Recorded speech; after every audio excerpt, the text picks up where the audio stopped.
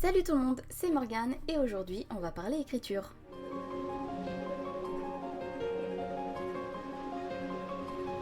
Dans un premier temps, si vous êtes en quête de la méthode miracle ou du conseil ultime pour savoir comment écrire, eh bien en vérité, il n'y a que vous pour savoir comment au mieux écrire votre histoire parce que vous êtes le ou la seule à l'imaginer. Et si vous doutez de mes paroles, regardez Kung Fu Panda. Et si vous êtes en quête de conseils, vous n'avez qu'à dire autour de vous que vous avez dans l'intention d'écrire. Et bon nombre de personnes, même que vous ne connaissez pas, se feront un plaisir de vous dire comment écrire. Un peu comme ce mec qui n'a jamais touché un clavier de sa vie et va vous dire comment coder. Il est développateur! Plus sérieusement, il existe beaucoup de vidéos sur des conseils d'écriture qui pour le coup sont créés par des auteurs et qui sont très bien. Je pense notamment à Christelle de Bailly, je vous invite à la suivre bien évidemment, son lien est en bio. Et il y a par ailleurs une série qu'elle a réalisée que je trouve très intéressante, J'ai essayé d'écrire comme, qui met en évidence les différences de travail et d'environnement de différents auteurs et qui ne peut que vous montrer à quel point nous travaillons de manière différente. En ce qui concerne la création de votre histoire ou de votre univers, faites comme vous avez envie de le faire, comme vous aimez le faire. Vous avez besoin de rigueur ? Soyez inflexible. Vous avez besoin d'organisation ? Soyez organisé. Vous avez besoin d'une routine ? Soyez monotone. Vous avez besoin de chocolat chaud ? Buvez du chocolat. Vous avez besoin d'un type d'environnement ? Mettez en place cet environnement. Peu importe ce dont vous avez envie ou besoin, faites-le.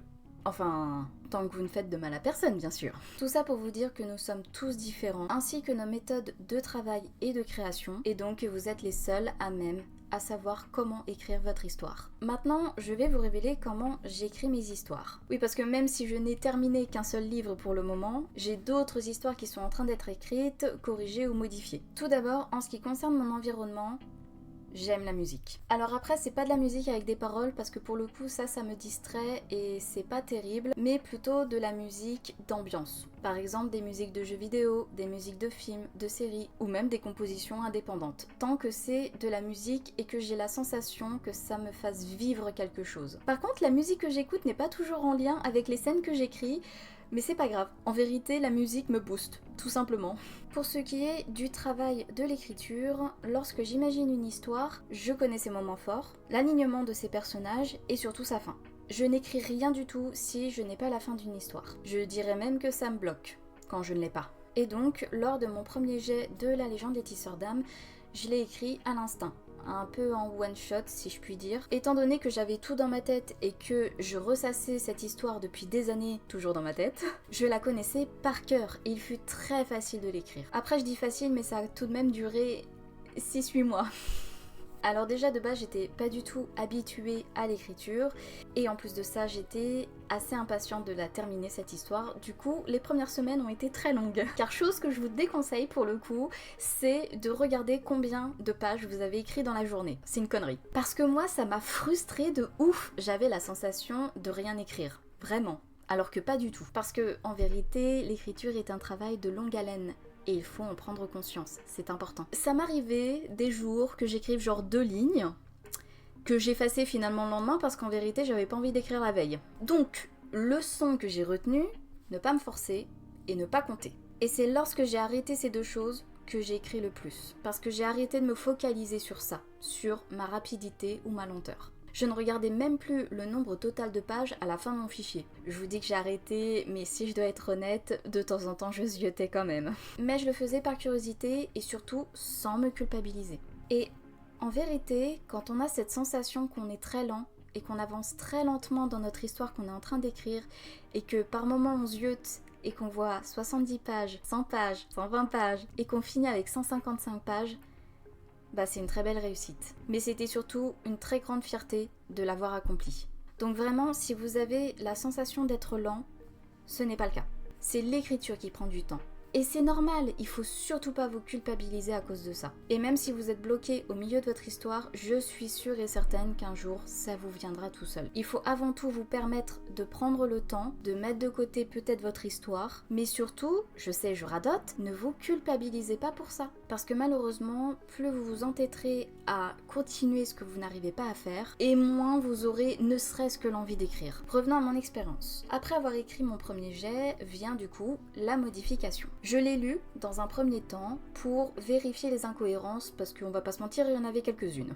Et puis, sous conseil avisé d'une personne extrêmement littéraire, j'ai attendu plus d'1 an pour relire mon histoire. Et c'était une excellente idée parce que j'ai eu un œil neuf et un point de vue objectif sur mon histoire. Par exemple, à la base dans mon histoire, il y avait des dragons.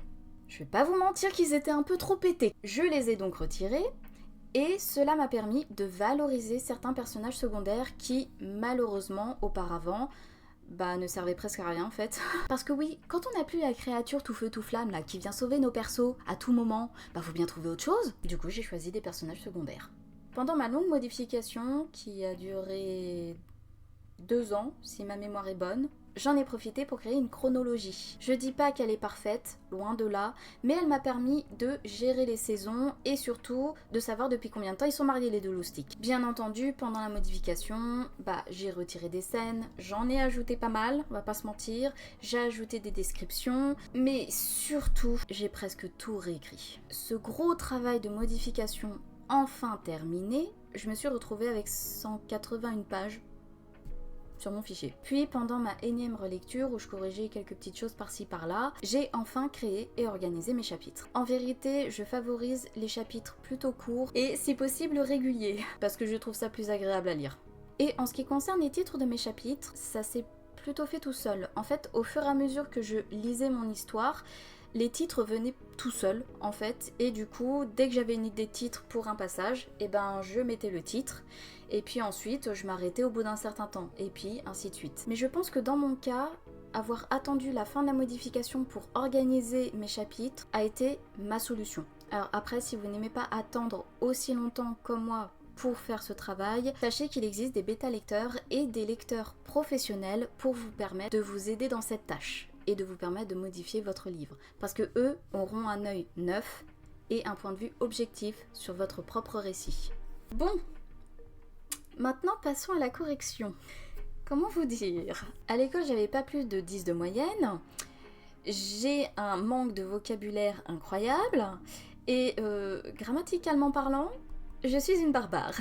En fait, la chose qu'on me reprochait le plus, c'était que j'écrivais comme je parlais, et je pense que c'est toujours le cas. Mon cas est désastreux. Donc concrètement, je n'allais pas corriger mon livre moi-même. Alors, même si j'ai fourni beaucoup d'efforts, en essayant de retenir les anciennes leçons que l'on m'avait octroyées quand j'étais plus jeune, sur surtout mes fautes d'inattention, on va pas se mentir que là j'avais besoin d'un correcteur professionnel. Alors après, étant de nature méfiante, je suis allée sur différents sites internet pour chercher mon correcteur professionnel, et j'ai lu les conditions générales. Oui, je fais ça. Je lis vraiment les conditions générales de vente et d'utilisation. Alors bien évidemment, avant de lui envoyer mon histoire, j'ai fait un peu de mise en page quand même. Histoire que ce soit pas trop chiant à lire, surtout que le pauvre correcteur allait se taper 181 pages de fautes.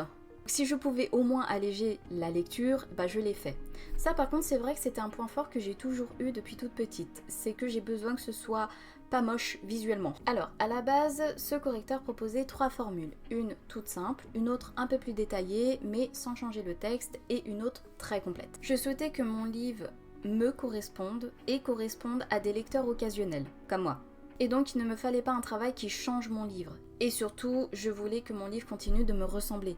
J'ai pris alors la deuxième formule, la correction approfondie, en précisant qu'il s'agissait d'un livre facile à lire et surtout qu'il devait le rester.